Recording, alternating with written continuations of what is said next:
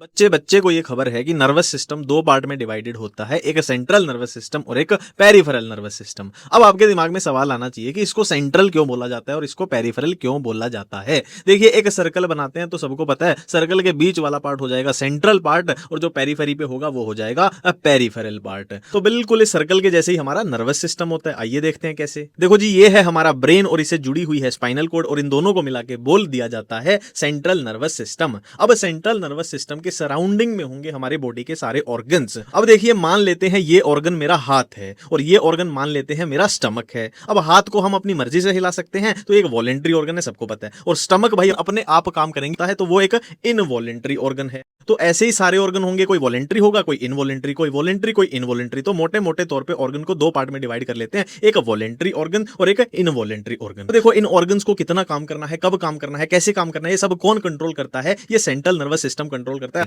एक तार ऐसी होती है जो ऑर्गन से सिग्नल लेके जाती है सेंट्रल नर्वस सिस्टम की तरफ, फिर जवाबी कार्रवाई में एक तार सेंट्रल नर्वस सिस्टम से ऑर्गन की तरफ आती है। सेम सब में होगा, एक तार आएगी, एक तार जाएगी, एक तार आएगी, एक तार जाएगी। अब दोस्तों, इसको सर्कल से रिलेट करके देखो, बीच वाला पार्ट सेंट्रल पार्ट हो गया और जो बाहर वाला तारों वाला वायर्स वाला पार्ट है वो पेरिफेरल पार्ट हो गया। ये तारें, ये वायर्स असल में कुछ नहीं है, इन्हीं को नर्व्स बोला जाता है। और आप सारी नर्व्स को मिला दोगे, पूरी नर्व्स, उसी को पेरिफेरल नर्वस सिस्टम बोल दिया जाता है। अब देखो, वायर्स भी दो टाइप की हैं, एक इनवॉलेंट्री ऑर्गन से कनेक्टेड है और एक वॉलेंट्री ऑर्गन से। तो इनवॉलेंट्री ऑर्गन अपने आप काम करेंगे, ऑटोमेटिक काम करते हैं, तो इसलिए ऑटोनोमिक नर्वस सिस्टम इसका नाम पड़ जाएगा। और दूसरा वॉलेंट्री वाला सोमैटिक नर्वस सिस्टम। तो पेरिफेरल नर्वस सिस्टम के भी दो पार्ट हो गए। अब देखते हैं इन वायर्स का नामकरण कैसे करना है। देखो, एक वायर ऐसी है जो ऑर्गन से सीएनएस की तरफ जा रही है और एक वायर ऐसी है जो सीएनएस से ऑर्गन की तरफ आ रही है। तो आपको क्या करना है, आपको सीएनएस के ऊपर बैठ जाना है। तो A4 आपकी तरफ जो आएगी, आपको सीएनएस के ऊपर बैठ जाना है। A4 जो आपकी तरफ आएगी, A4 आएगी, A4 अफरेंट हो जाएगी और दूसरी वाली अपने आप